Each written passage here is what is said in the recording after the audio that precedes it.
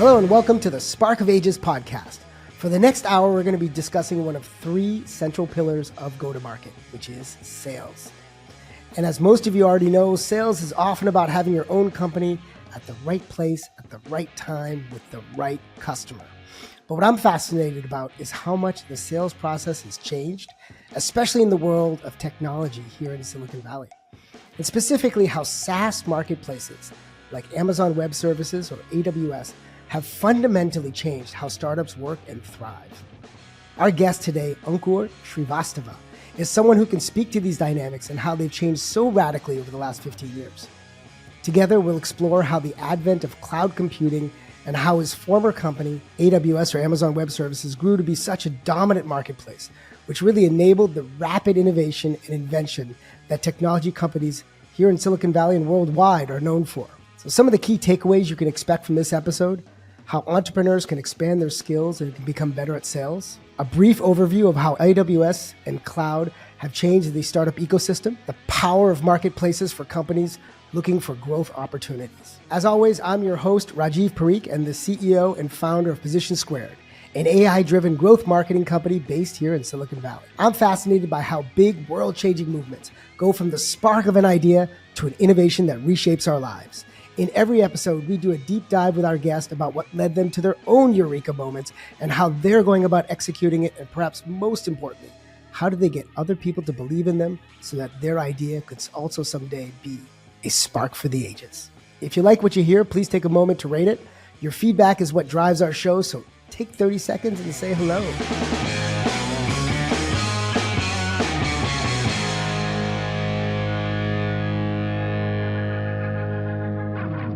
Ankur, welcome to the Spark of Ages. Wow, Rajiv, that was probably one of the best intros I've ever heard. So thank you so much. It's exciting to be here. He's already using his sales tactics on you. I can tell. There you go. I can tell. He's buttering you up. I've got nothing to sell. It's not a very tall order for you, Ankur. I've always told people that as a former salesperson or reformed salesperson myself, one of the things that I respect from you is your ability to motivate, inspire, and drive people to make change. And that's what I want to get from you today, because I think there's so much that we can learn from your background, not only in sales, in technology, but also just how you've thought of all these great ideas that are making you stand out from so many others. And it's from what I've seen from you personally, as well as how people interact with you. So here's my first question. Do you think being a great salesperson is something you are born to do? Is it the right kind of thing that with the right kind of training experience, you can be great at it? Or is it something else? It's a great question. I think inherently, if you have curiosity about people and wanting to know people, I think you may consider yourself somebody that could potentially enter the line of selling or sales as a result of that. I inherently am just a very curious individual. I want to know everything about a person. If you gave me a book today and I had to read that book and I went down each chapter or page, I have to close my eyes, create a character, imagine what that character looks like, create a facial expression, a tonality, and then create a storyline. But if I stood across from you, Rajiv, and I had a conversation as we have so many times, I can actually take in your emotions. I could take in your eye movements. I could take your body language, your tonality. I could see your energy. I could know when you're excited, when you're sad about something, and I can adjust my behavior according to that. And so those were things that I always had as a skill. And then once I was able to mimic that behavior or show that I was able to represent it back, I think the natural thing that happened was I was able to gain trust with that person. And once I had trust, then you could formulate a relationship. And I think once all three of those factors came into play, that really aligned you to become sort of a trusted advisor to that person and then be able to represent either ideology, solutions, or approaches that may be in consideration for them to look at. And so that was really kind of like my formula for becoming a salesperson, a sales professional, if you would.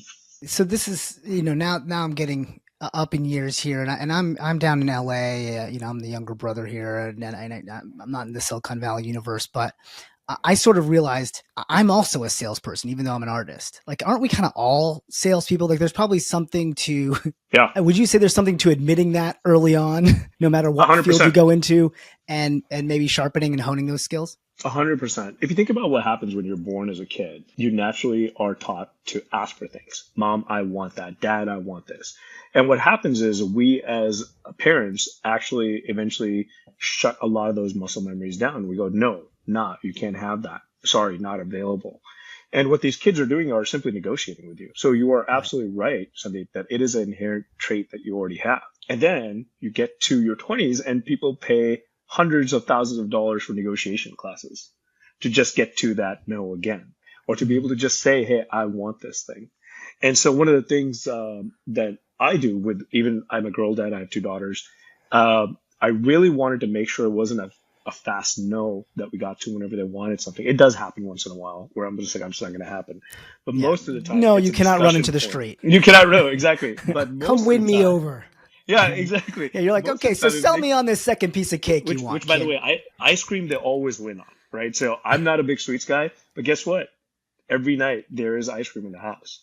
So they win on that because they keep negotiating with me, and eventually they get to a point where they win on the negotiation. They give something, and then I have to give that up as well. So it's an amazing trait to harness from the beginning, instead of saying no, but to actually curate it to say, well, what is it that you're going to compromise on? I think is a great skill to build. So you're absolutely right. It is inherently in us, and it should not be subsided, and it should be continued to nurture Yeah, in a different like way. when you first got into it, you were talking about first, let me understand who you are and almost understanding that person's emotional state, understanding where they're coming from, how they're facing you. And it's one of those things that they could teach you some of this, but some of this is just something you learn and feel, right? You get in, you sit with someone and you sense who they are. You're open to it. Like you said, I'm listening. It's not just listening, you're open to their feelings. And that allows you to build that initial sense of trust. Is that how you typically come in? Like say if you were to advise your favorite salespeople, when you're training them to become great, is that part of that training? Is like, Yeah. hey, don't just launch into your freaking pitch, get into the skin of the other person. I think there's a balance of being real with knowing what you're talking about. So when you pair your authentic self with the knowledge base that you possess, that's when you become a great trusted advisor that can influence a decision. And that is what I think is the definition of a great salesperson is somebody who is authentic, who is able to, represent a knowledge base and then guide that customer very prescriptively and in a trustworthy way to the end state that they are convinced is something that's a value add for them. And that's something I had certain skill sets, but I don't think those skill sets were the combination of the skill sets that made me a great sales leader. They had to be refined. So companies where I got to work with, like companies like Oracle, IBM, and EMC, I would say those were institutions where, a lot of money was spent relearning negotiation. I was born in India, and in India, one of the things that happened was, we're taught constantly as a culture to respect hierarchy. If you think about it, there's the concept of ki pair chuo lo, okay, like touch people's feet as soon as you come in. So most of your time is spent looking down at people's feet as soon as you come in. You're like, this is an authority figure. You are here in the hierarchy. Look down, touch their feet. And when you look into the entire hierarchy, there are uncles and aunts and chachas and chachis and kaka and kakis. There's a lot of hierarchy. There's a lot of titles that exist. So right off the bat, you're already kind of working to understand how are you going to operate within this entire ecosystem. And then when you come to the U.S., and when I came to the U.S. at the age of 11, you run into an adult, somebody who's American, and the first thing they tell you is, "Hi, my name is Ben. Hi, my name is Kathy." And so you constantly debate, do I call them Ben or do I call them Kathy or do I call them uncle or do I call them auntie or Mr. Ben or Mr. Kathy? So you have to shed a lot of those constructs down completely. And that I think was one of the hardest things to do in my upbringing when I came to the US. And so a lot of my teenager years were spent understanding, how do I refer to these adults and in what manner? Is it their names? Is it Mr. or Mrs.? Do I show them respect, or am I American? And so once I finally understood that and I got into corporate world, Oracle was a great place. Oracle was just like, look, you have to understand that you are a solution provider. You are solving their pain point and problem. You can still be respectful in the tonality and all these things, but you have to be able to come off assertive. You have to be able to create yourself as an equal so that they trust you and respect you, and then hit them with the value prop that you're bringing to the table. And so that kind of started the journey of really transforming that mindset and kind of shedding out some of the muscle memories that I had built. And honestly, relearning negotiation all over again, too. Ankur, real quick, what do you think separates the great salesperson from everyone else from what you've seen? I think the great salespeople that I've met are truly customer obsessed and always make sure the customer wins. And I think sometimes they have to be able to come back to even the companies that they're employed by or the products that they're representing and be able to very elegantly push back and say this isn't the right thing and actually have the best interest of the customers at hand. None of that was truer than AWS, and they have a leadership principle called customer obsession. I think it's an LP that you see often touted but rarely practiced, and I saw that practice quite frequently over there, where a lot of folks were like, no, we're actually going to not pursue this deal because it doesn't align with the customer's budget or timeline.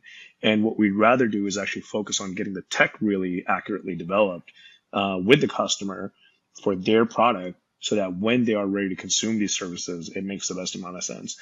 That's why it's considered a world-class organization, right? Because they actually defer revenue often for where the customer's current state may be. And what happens as a result of is often they'll pick up a bigger transaction or more of the chunk of the product development on their infrastructure because they're sacrificing the smaller piece just so they can gain the customer's trust. So so it's that whole stemming from customer obsession or customer obsessed organization. If a person's a really good salesperson, are they the ones saying to the company, are they open to saying to the company, hey, you know what, this is not working out? Like they're not, sometimes you're so driven to hit a number that you're going to do anything you can to make it happen. But then sometimes you have to say to yourself, yeah, even if I make this number, I'm going to screw things up later. And you have to have the freedom so that your boss isn't always watching you. You're making the call. Is that part of that? Let me tell you, some of the best sales people that I've seen will stop a sales cycle in the middle of its transaction because they know it's not going to represent the right outcome for the customer. Because it's a lot harder and emotionally draining to unwind that deal after you've promised them the world and it doesn't deliver even close to anything, than to actually say we're going to pause and really understand what is it that you're looking for and is our product capable of even delivering. The moment I understood that part, that is where I had the biggest aha moment in my sales career, that I could actually keep the relationship going with this customer by actually representing their interests truly back to the product management team. And actually, by the way, a company should be learning from the customer how their product could get better. Of course, you want repeatable use cases. You don't want like a Frankenstein approach. But if a customer is teaching you something that makes your product better and you hear it about 5 times and you could make it into a repeatable use case, you should lean in on that. Right. Do you have an example of that? I do. That you can speak to? I know it's hard. You don't want to give away confidential information, but well, I could talk about like when I was doing my company, Swarm Sales, we went in front of a lot of customers to actually have discussions about a use case that we wanted to build out. I think it was basically an early on onboarding component. Initially, we wanted to build something that was just kind of our own approach. But then we actually got feedback from, some of the customers in terms of what they wanted to see from an onboarding experience. So for example, they wanted email, like a login integration with Gmail at that time. This was in 2016. They wanted to be able to upload data and have it be very quickly mapped out. They wanted to be able to see analytics that were available in terms of who checked out their listing and how frequently they just checked it out, and then be able to reach out to those users and actually invite them to bid on their campaign. And so those were all things built by customer use cases and customer inputs. And what we realized that was when we could introduce those feature sets, it became a lot more sticky, and there was more openness in the engagement that we were providing. Of course, in larger companies like AWS, the product teams are amazing. They go and work very closely with the customers constantly before they even roll a product out into production. And so when I was there, my team constantly worked with our product managers to actually validate use cases and then ultimately decide if we were going to roll them out into production or not. My only request, from our product teams, whichever capacity I've ever had a chance to work with them, is that they always come with a little bit of built out hypotheses. They have data in line with what they're trying to validate, and then ultimately what is the right customer persona that they want to pursue. And I That's think what you'll cool. find as a result of that is it earns a lot of trust. Yeah. I was just gonna say it just seems to always come back to trust, right? Like if you're gonna have a long-term relationship with this client, right, then you can't break their trust too early on by just selling them a bill of goods. Sounds like you gotta actually listen to them. Crazy. And and then pitch those ideas up the chain when it makes sense to you. Okay, can I ask a naive question? Back when you were at AWS, what was like a day in the life for Ankur? So I would say AWS was my dream job. How I got to AWS is just as interesting. I was running a startup. I had just exited as a CEO. It was a complete deconstruction of me as an individual and as a professional. And I'd written an open letter to Jeff Bezos, which said, why every startup deserves a chance. And I talked about, this is in 2018, the power of marketplaces. And a gentleman by the Chris Cruz, who I'd worked with at IBM briefly, got his hands on that letter, and he was heading up AWS Marketplace, and he called me in and he says, talk a little bit about that letter. And then I specifically said, every startup that's being built needs to be able to scale using a marketplace platform. And so he said, do you want to come and work for us? And I said, yeah, I would love to. And so I joined. And every day after that, they gave me 7 segments to focus on D&B, ISV, games, startups, SMB in Canada and Latin America.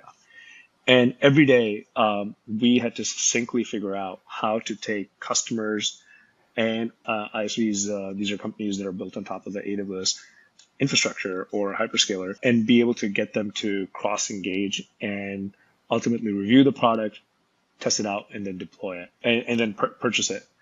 And during the course of those 5 years, I got to build a team of people who I admired tremendously. I would say these were people that are smarter than me, who I got a chance to see what they brought to the table and learn from every single day.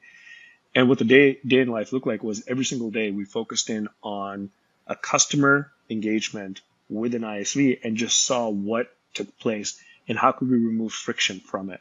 Sorry, can I stop just with that? Just ask what is an ISV?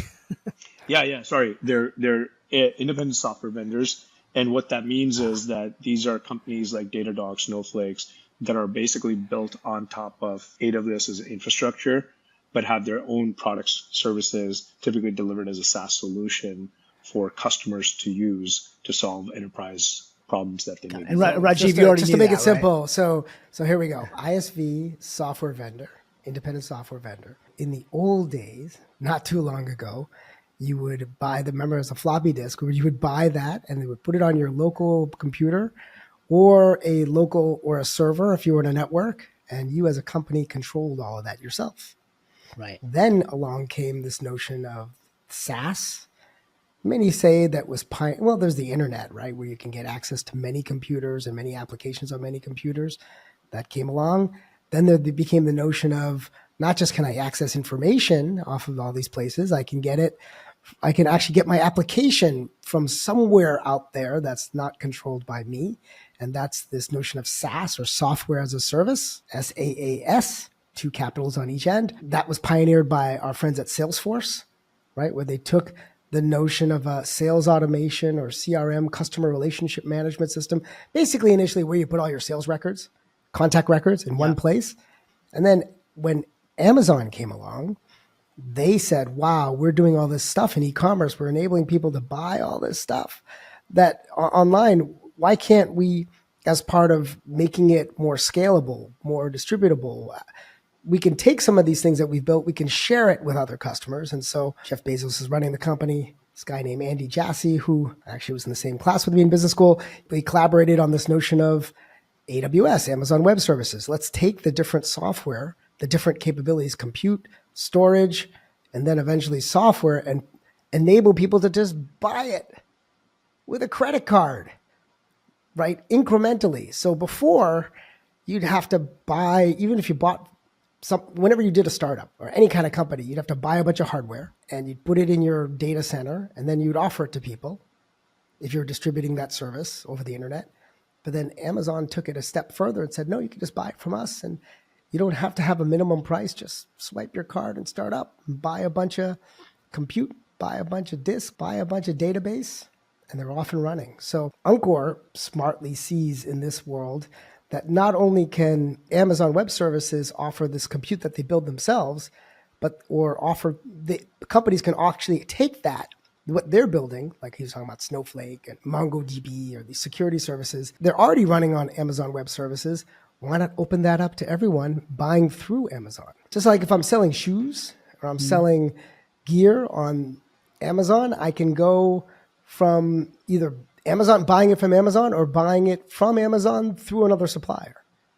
So that's this amazing innovation, right? That you were seeing early. Yeah. I mean, when I was doing my company, I had seen the power of marketplaces, but AWS Marketplace, has existed for over 12 years. So when I joined the journey, it was already something that existed. What I had a chance to do was really shape the actual go-to-market with those 7 segments, hire a team, and really drive prescriptive engagements between the multiple ISVs that were listed in Marketplace and then the customer reaction to it. And the buyer-centric approach was a very interesting approach. And ironically, I wasn't selling anything because there was nothing to sell within AWS Marketplace per se. You are simply trying to get them to connect. And it's the hardest thing to do is when you sell nothing. You are basically selling the vision, the dream, the ability to be more proficient and be able to see value. And I think that is the hardest thing to sell. But it is also the moment of trust. I still remember when I engaged with one of our customers, a procurement leader, who was sitting across from a colleague of mine, Arun Saxena, and I, and she kept saying something, and I kept saying something. We were talking past each other, and then we just paused and asked her, like, "Can you just show us what you see?" And she showed us her screen, and we were like, oh my God, we're telling you to do something. You don't even have access to this stuff. We later found out that existed multiple times. But once you realize that, your customers are on a different stage of this journey, because sometimes working for a particular company, you could be so far ahead from an innovation perspective. You have to realize that they're still starting to just adopt the service that you're building. That's when your empathy levels become really high, and learning to pause and say, do you get it? Can I help you spend more time getting it? And applying patience becomes like a key attribute to success. Yeah, and I think that's one of the hardest things. This becomes, a lot of this you think is obvious, right? When you come from afar, you think, oh, I can just buy a bunch of compute with my credit card and I can run it. And then when you actually look at people and what they're building, their software, whatever software they're building, whether it's a database or it could be even a customer service application. It could be your invoicing application. And then all of a sudden you realize like, no, like for them to actually offer it on my system, it's going to take a bunch of work. It's not as just send your disk over and we'll run it on this computer and go. And I think that was some of when you said you had nothing to sell, that was part of it. Part of your job is to persuade these people, not persuade, but help them understand the benefits of being in this marketplace. Because in the end, they can get so many things that they can't get by doing it on their own. It goes back to trust, right? It's a component that you have to apply. And it also goes back to my earlier point about really being knowledgeable about the journey. And then there's another Amazon LP called Write a Lot, which means that you should be right in the way you kind of prescriptively guide them to an outcome. And so we had enough data points to say we were right. So you could take a little bit of an authority figure stance without being a complete a-hole. But I think being able to at least drive them to that outcome. Is that another LP? In a very don't be an a-hole. No, don't I don't. Be an a-hole. That's not an Amazon. Yeah. But what happens as a result of that is you definitely, I think what I really enjoyed was paired with customer obsession, being able to be data driven and then kind of drive that journey very prescriptively gave us a lot of opportunity to be successful. So I think it's a pretty cool way to look at things. And marketplaces, to your point, are amazing. Like I am obsessed with marketplaces. I'll give you an example. Consumer marketplaces have existed for a long time, eBays of the world. But today where you have to get one person to spend $1, and it requires a lot of time and effort to be able to do that over and over. In enterprise marketplaces, you can get one organization to spend millions of dollars. That's not what I'm obsessed about. What I'm obsessed about is the fact that they're paying that money to solve a bigger problem. right? So those problems become quite apparent, and you can actually capture some pretty good returns on it too once you solve Let it. me give you share a little bit of data that I was able to get from our friends at Amazon Web Services, all public. And then I'm going to ask Ankur this really cool question. Currently, not only did Ankur build $1 billion business under himself and his team by enabling all these software firms to take full advantage of the marketplace. Here's some stuff.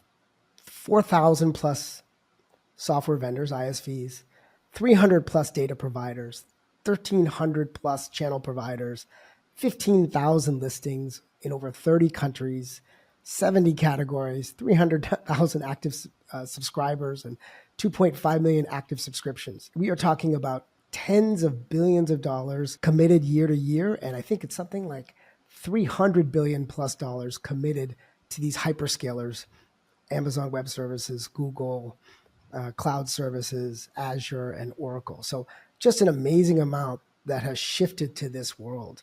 So just giving you a sense of perspective of how big this has become. And it's because it's so much easier than before when you had to buy stuff and rack it and stack it and grow it. What are some of the pain points that you see when the startups go and they think about what are startups dealing with when you are at AWS in terms of getting them, helping them make the switch to list themselves on the marketplace and take full advantage of it? So that's a great question. So today, I think when you look at a startup today and you look at unit economics, that a startup typically is indexed on customer acquisition cost, your burn rate, being able to look at, even your churn metrics. All of those metrics can be very well maintained through marketplaces. I personally believe that. Because there are two sides of the marketplaces that are constantly in play. One is the buying aspect of it, where you are a buyer of third-party services.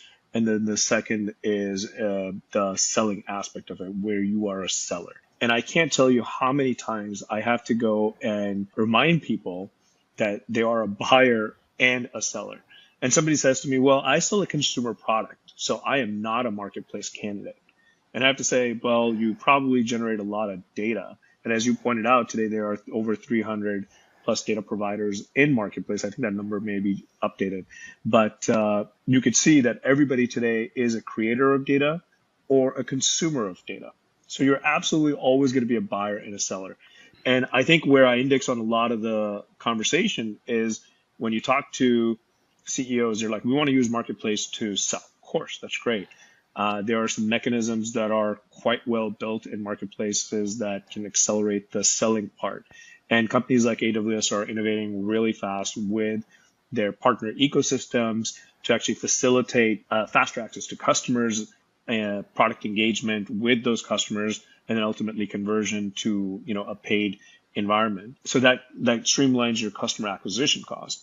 But there's also something called a renewal piece, which is just as important. Once you've sold that particular product, cloud marketplaces actually allow you to allocate that spend to a particular hyperscaler budget, as you pointed out.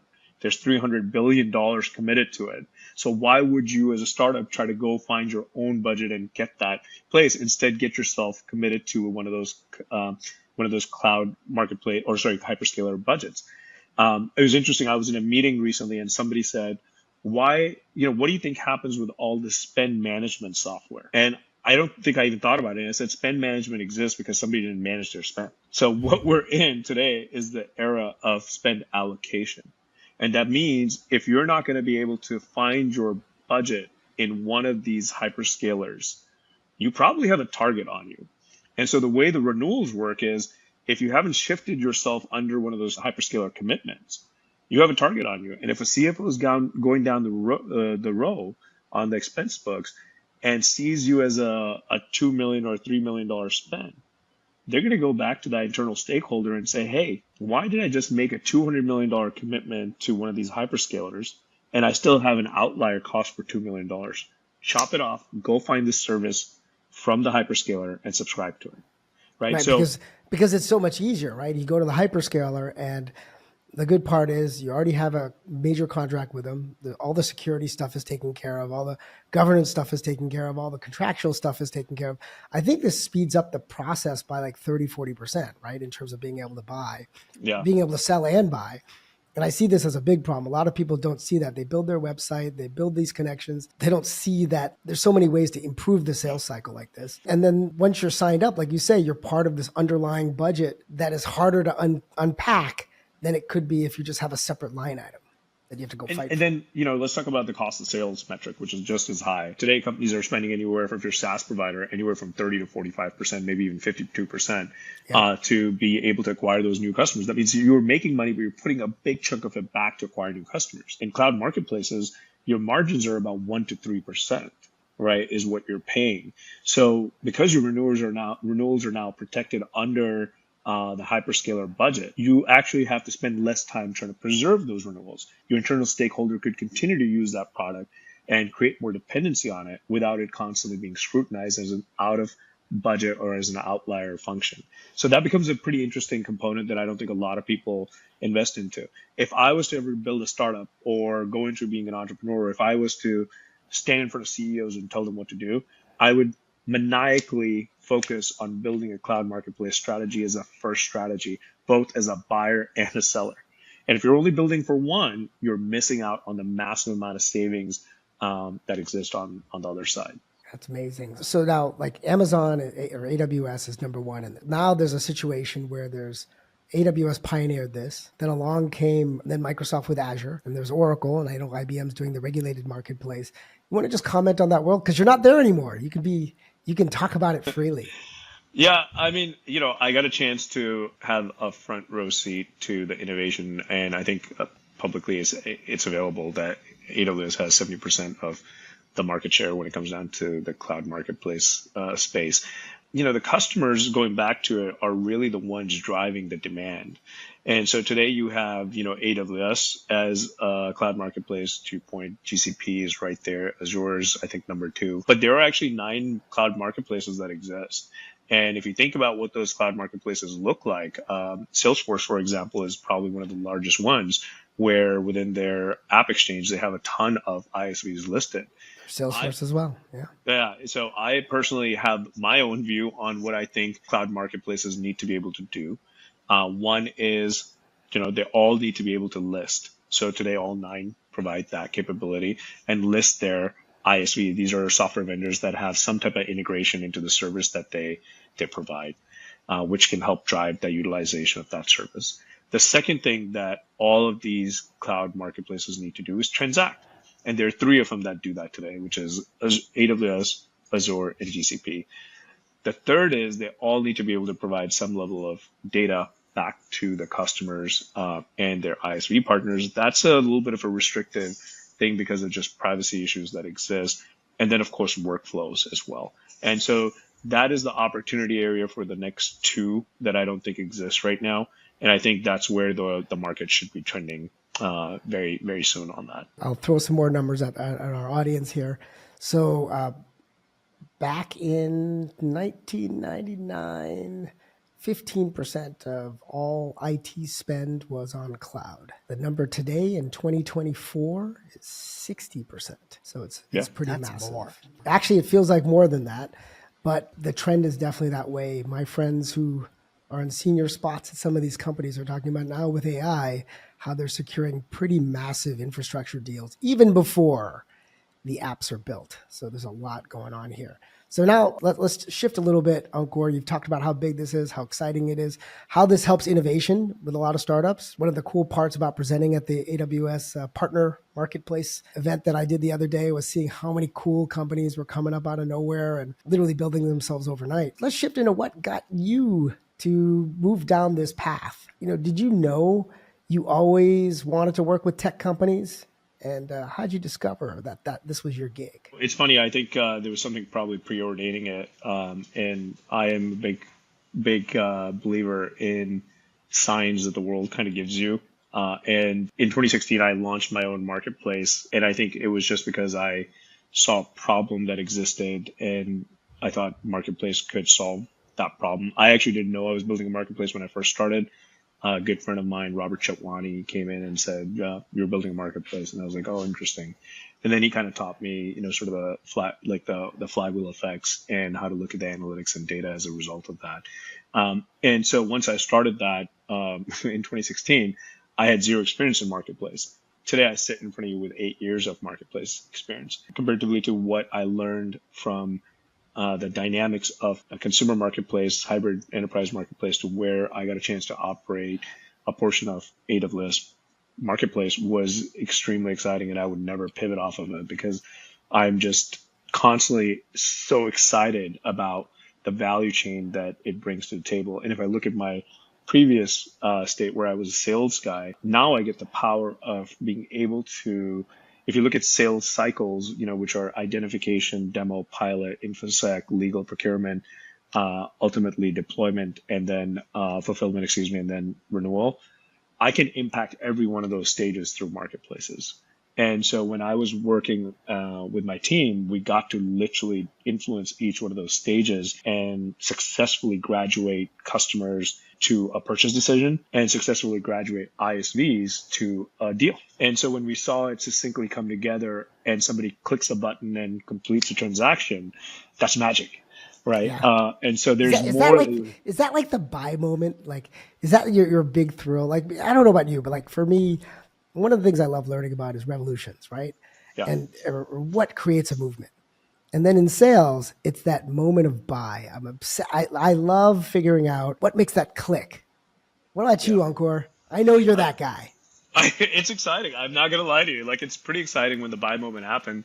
I've seen, 8-figure, 9-figure deals happen with a click of a button, and I always go, man, who is that, sales rep that did all that work to that click of a button? It's a pretty exciting thing to experience when you help an ISV who's delivered their value prop and a customer who's ready to engage come together and complete the transaction. What do you think? What do you think drives that moment? Like, do I want to almost in a way slow down that, and it could be the buy moment of a ISV. It could be a buy moment of someone saying yes to a date. It could be the buy moment of beyond that.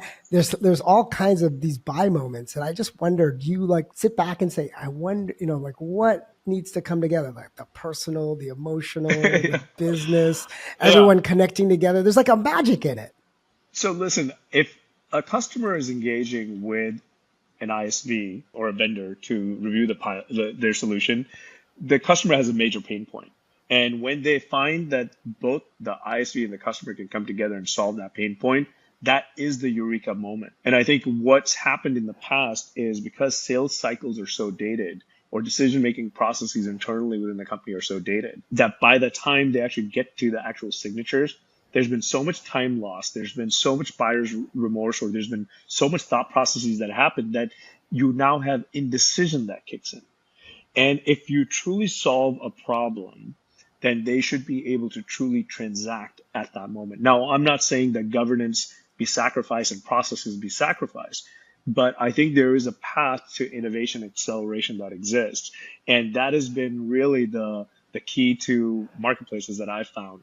Like when you can actually accelerate InfoSec, which is a 144 question spreadsheet that goes into a black hole, or you can now accelerate the procurement process where you're trying to become a vendor in a large corporation, and it takes a lot of hours, months, or weeks for you to be able to do that, and you can accelerate that through marketplaces. That's the buy moment. That's the exciting part that you have. A decision maker who's able to solve the problem, and a vendor who has a solution that solves the problem coming together and being able to place and attack the problem is that really key moment. That's cool. Let's talk a little bit about your favorite technology, or there are buy moments even beyond the marketplace. You meet someone at a bar and you get them to go on a date with you, have a drink with you, or you have a podcast, right, called This Season Divorce, right? That's right. Yeah. There are buy moments there. Like what gets you excited about all these things? Like what captivates you? I think one of my favorite things in the world is being able to convince an individual to see, first to understand them, and then to be able to align with them. And I think, getting people to really get to believing in themselves is one of the biggest things. One of the things that people often don't buy is themselves. And so being able to actually have them understand who they are and be able to really see their value that I see in them, and make that sort of a centerpiece of my engagement with them is typically when somebody will commit to engaging with me a little bit further. And in the recent days, understanding people and then being able to really sell them back on themselves has been one of my biggest, I think, like sales effort. Like it's been awesome. It's amazing how many times people undervalue themselves. For me, that buy moment is that decision that they're about to make. It's not the purchase. It's the actual ability to believe in themselves to say they are doing the right thing. That's a big piece. To your comment about Daisy and divorce, yeah. So as you know, I'm divorced. I was divorced. I got divorced about 3 years ago. It was a journey and a half that happened. But one of the things that I really didn't want to lose as a part of that divorce process was myself. I had to sell myself back to me and say, hey, listen, I like you. I love you. You want to preserve this guy. Because I wanted to go achieve a lot of things, but I also didn't want to lose myself for my daughters, who are my North Star metrics every day. And so being able to preserve that mindset and that ideology was a number one thing for me. I met this good friend of mine, Atish Singh, who had actually gone through a divorce himself. And something crazy happened. Atish would actually sell me to myself. And I was like, that's incredible that you could do that. So I'd never met someone who actually had similar traits like myself. And Atish was obviously, like I said, was going through a divorce himself. What we did was we did something completely different that guys would do. Instead of going out and just being degenerates and like partying and all that stuff, which you naturally want to do right after divorce. A little bit of degenerating is okay, right? Oh, well, I mean, I did do it. So let me just take it back. A little bit of that did take place. But I think we really quickly realized there's nothing at the end of that. And where we wanted to be was come back to a state where we were making healthier decisions, but it required us to be vulnerable with each other and talk about like how we're feeling and say like, okay, what do you want to work on? What do you want to not work on? What do we need to shed? What do we need to do? And we realized that we could actually hang out with each other as two males who are brown in a Desi community and actually talk about things that we weren't talking about. Like, how is your family reacting? How are you feeling? Yeah. Are you about to get sad? Yeah, I mean, in the Desi or Indian community, while there are more divorces, it's not considered it's pretty taboo, right? It's tough. It's a tough one. And so you guys actually decided to go headlong into it and help people understand that this happens in life. Yeah. And what we found as a result of that, when men who had gone through divorce or were going through divorce would approach us on the side, like almost like they were selling us drugs and be like, hey, I watched your podcast. And we're like, you could say it openly. You could talk about it. It's okay. Yeah. It's not a big deal. And so the other piece that we realize is a lot of men specifically sit in their divorce. Women can formulate a community and hang out with their community. There's an amazing support structure that women can create for each other. Men tend to become more lone rangers. And that's where you become more isolated. And that's where you become more prone to depression, sadness, and drinking and all these things. So when we realized that we needed to formulate this community where we talked about these things and told people, invest in your mind, invest in your body, invest in your soul, become better dads, go become a better representative of the world, like of your community. If you want to adopt religion, that's fine. Like, it's okay. But don't go into this destructive behavior where you haven't healed and now start to date someone and cause this ripple effect where you leave somebody else who's healthy damaged. And so it really came down to as a way for us to really represent the healing process for men, and to actually do it, we both had to be more vulnerable to do it. Yeah. And so it's great. Really I've listened to it. Of course, I'm still married, but I still married and will always be married. At least that's what I say. I've learned a lot from it because did your wife send it to you? She's like, you should listen to this, honey. Yeah, let's not go there. I listened to it because it was my friend putting on the podcast, and I really. Because I wanted to understand like what got them to do it and how they could turn what I originally thought could be one episode into many, and how they could really delve into all these into this understanding, acceptance, the feeling, the rebuilding. And I think the way you phrase it now, you were rebuilding yourself in this process, and that made you a better person. And now you wanted to help others get to the same point through their own method. Yeah.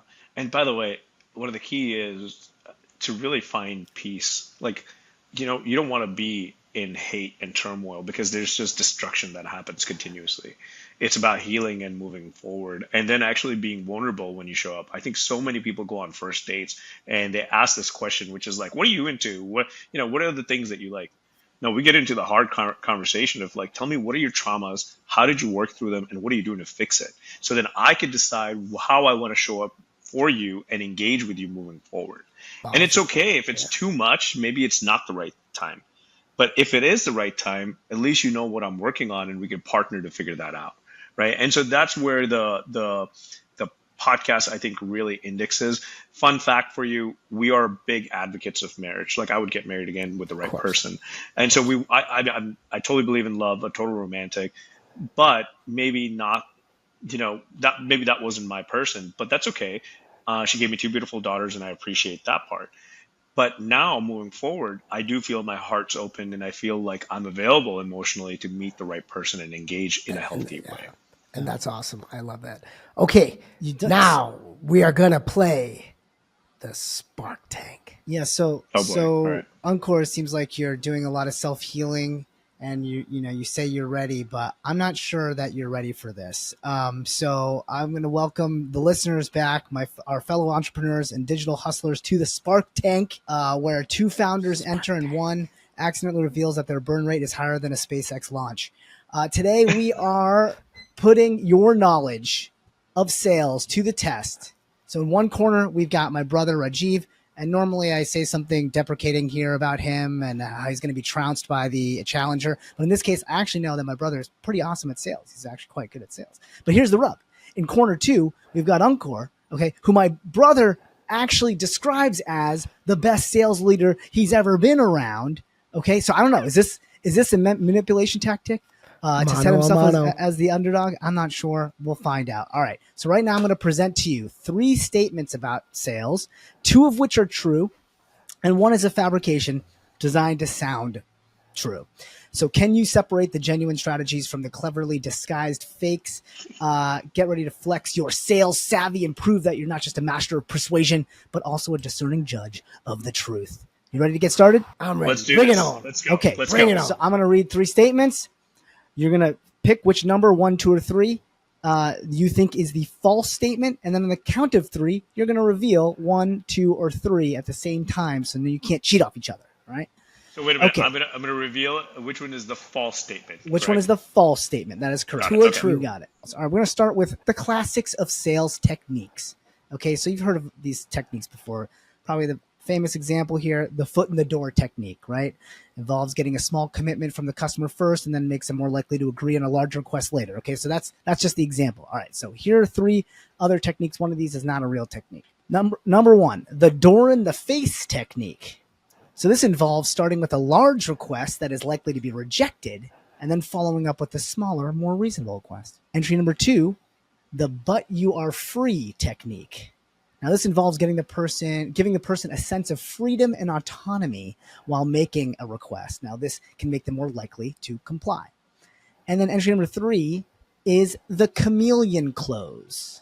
This involves mirroring the customer's body language and speech patterns to build rapport and trust. So which of these do you think is a not true, or not so practiced technique that it has a name? So is it number 1, the foot in the door technique, number 2, the but you are free technique, or number 3, the chameleon close?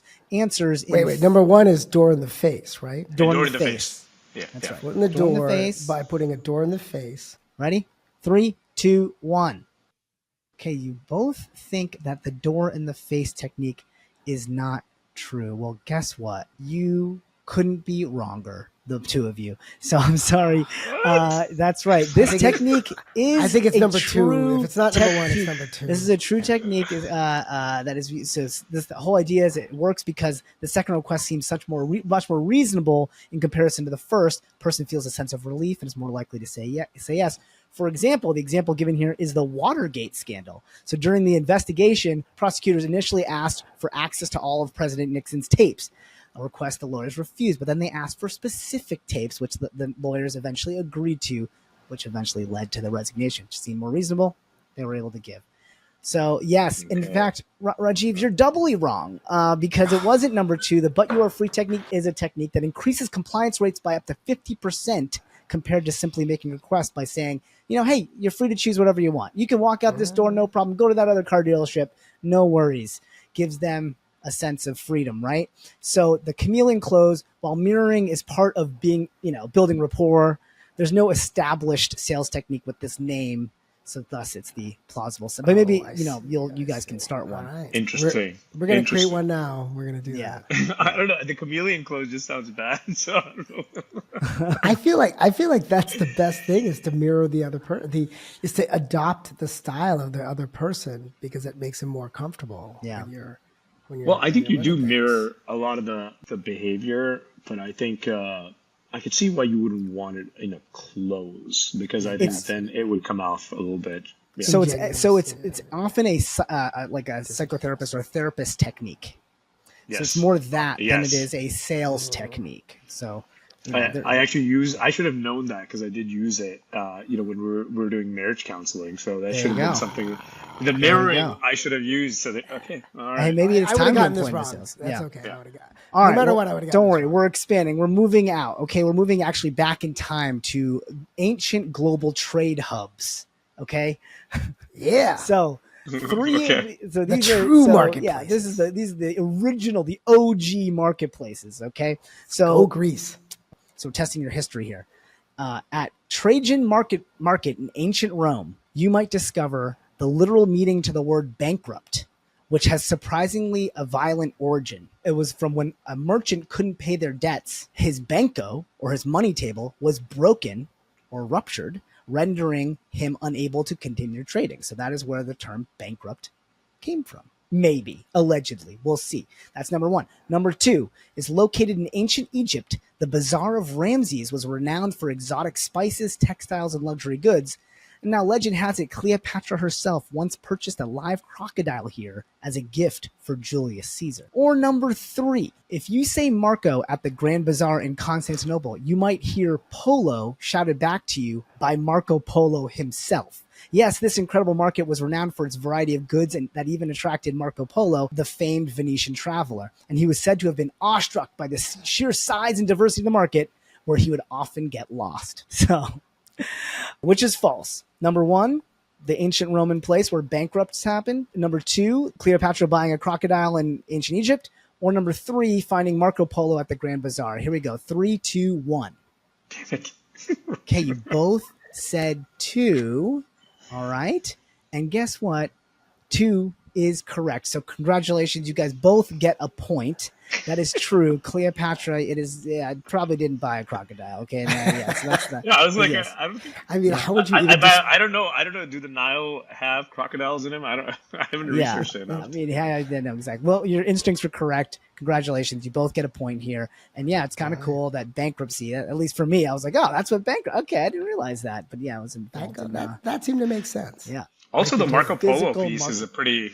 Yeah, the Marco Polo piece is a pretty cool piece too. Knowing that Marco Polo himself would yell back Polo, that's cool. Well, I don't know about that was a little bit potentially, but he certainly enjoyed this one market. All right, shifting your brains a little bit more. Okay, so we're going to the world of actual businesses, and this is the round I'm calling the "Is that even legal?" ventures. So you got to determine which of these 3 businesses or sort of business categories does not exist. 2 of these actually do exist, even though they're kind of absurd. All right, here we go. Entry number 1, professional mourners. In some cultures, these individuals are hired to attend funerals and create a sense of grief and loss, even if they have no personal connection to the deceased. Number 2, rent a chicken. This service allows you to rent a pair of chickens, coop, and all the necessary supplies to experience farm fresh eggs without the long-term commitment of all that clucking. Number 3, a celebrity impersonator escort. So this service allows you to rent a lookalike of your favorite celebrity to accompany you to attend events or simply hang out, with providing the illusion of fame and fortune, or just a funny, silly story to impress your friends. 2 of these are real, okay? Professional mourners. Number 2, rent a chicken. Number 3, celebrity impersonator escorts. Which of these do you think is false? Here we go. Okay. Ready? Oh, hang on. Oh, hold on. Let me just make sure. I'm still laughing. Yeah, lock it in. Okay. All right. You're still thinking about all those chickens you're going to rent. All right, here we go. 3, 2, 1. Boom. Yeah. Okay, you both chose 3. Now, because this is we give sort of away court advantage here, Rajiv. I'm going to force you to pick something else so that we can have a winner. Go ahead. All right, rent a chicken. Okay, so the winner of this game, and now finally taking back the reins, because Rajiv, I was on a nice little streak there. It's not been shattered because the winner is Ankur. That's right. It is Celebrity Impersonator Escorts. Killing me. Of course, the guest always wins. Yeah, there's a little bit of an asterisk there, but yeah, you can in fact rent a chicken or someone to cry. In fact, you know, Rajiv, since you just lost, we can get you a professional mourner. Yeah. So that can help me with my chickens. All right, Ankur, you have survived Spark Tank. Congratulations. I loved it. This was very insightful. All right, that was really good. Do I have time for a question or two? Yeah, close this out. I'm going to give you a choice of what you want to answer. You get one, or you can answer both, but really quick. Okay. We know you're starting something new next. You don't have to tell us what it is, but I have a feeling it has something to do with marketplaces. Want to give us a quick shot at what it is? Is that your personal moonshot? And if not, what is your personal moonshot? I'm thinking of starting something. I've been kind of out of, the game for just under a month, and I think, or over a month, and it's been just mostly focused on a lot of self-healing and reflection on what I want to do next. And yeah, of course, to your point, if I did something, it would probably be in the marketplace space. I think where I am right now is pretty much formulating that idea and making sure that it is something that takes into effect the last 8 years of experience that I've gathered in marketplace. And I would say that for the first time ever in my life, I have the right opportunity to go take a big risk. And so to answer your question, it would be my moonshot, and I have to get it right. And so, that's why for the first time ever, I'm applying patience and just stepping back, not rushing into anything, letting it come to me naturally, really formulating it before I even start thinking about what is it that I pursue fully. All right, I'm going to give you one more. If you have a favorite life motto that you like to share with your friends, your kids, what would it be? Everybody in life will often look at things as a process. And so when they see it as a process, they'll only build into that process. But it's when you see something as a problem is when you completely reinvent it. See things as a problem so you can reinvent it. There you go. Very good. Very prophetic.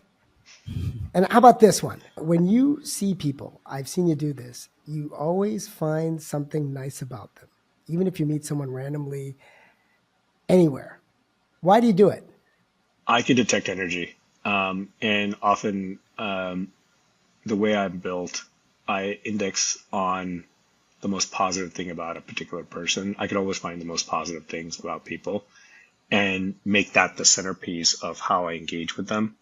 And then just make them feel like they're the most important person that I've met at that one moment, because they are. And as I pointed out at the beginning of the podcast, I can learn so much from them. And so when I actually can see that beauty in them and get them to realize that I can sense that beauty in them, I can get them to deconstruct and be vulnerable and then share insights back with me that have just so much revelations and learning and insights that help me grow and become more knowledgeable, right? So that is the trick to my trait, which is that I find beauty in everything and everyone. There you go. A great trait to have. Okay, Ankur, we love having you here today. We've all learned so much. I think you've taken this amazing life journey, and I'm so glad you could share that with us today. Thank you for joining us. Rajiv and Sandeep, thank you for having me. Total privilege. And I really enjoyed this. Thank you. This was a lot of fun.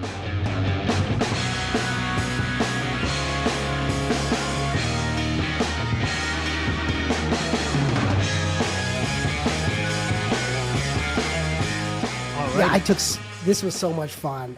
Ankur is a great guy. He's so well-meaning, well thought through about who he is about and what he's trying to do. And I think that's what makes for great sales leaders, is not your ability to just be eloquent and make a pitch in a way that sounds good, but to truly connect with people at multiple levels. And align the emotional state, the personal state, the professional state, and what you're trying to do for your company. And so that's his great gift. And he does it well with his coworkers, with his managers and his customers and his friends. And it's one of the gifts that he has. And so it's what I really enjoy when I get to hang out with him, is that super positive, connective nature of him. You know, one thing I want to take away is this whole concept of, finding the best in the people that you're hanging out with. I got the advice pretty recently about, doing stand-up, which is if you want to do something, if you want to be a creator of something, whether it's stand-up film or whatever it is that your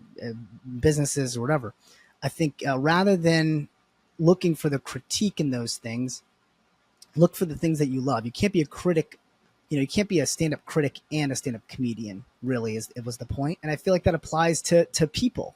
If you want to be in the business of people, then rather than looking for all the things to criticize, look for the thing to really celebrate in somebody and reflect that back to them. And clearly it builds trust. It builds a relationship very quickly. So I really love that piece. I thought that was really cool. And in a way, if you take it to the point of a marketplace, what you're doing is you're creating a place where those connections can mutually reinforce, and they reinforce amongst two people who are transacting and multiple people. It in fact creates a community. Mm-hmm. If you really think about it deeply, that's what it's all about. You create this mutually reinforcing community of people who can act together. It's hard to set up. It's hard to put together. And then it brings great souls together, which is my motto. So thanks for listening. If you enjoyed the pod, please take a moment to rate it and comment. You can find us on Apple, Spotify, YouTube, and everywhere podcasts can be found. This show is produced by myself, Sandeep Parikh, and Anand Shah, production assistance by Taryn Talley, and edited by Sean Marr and Aidan McGarvey. I'm your host, Rajiv Parikh from Position Squared, an AI-centric growth marketing company based in Silicon Valley. Come visit us at position2.com. This has been an Effin' Funny production. We'll catch you next time, and remember, folks, be ever curious.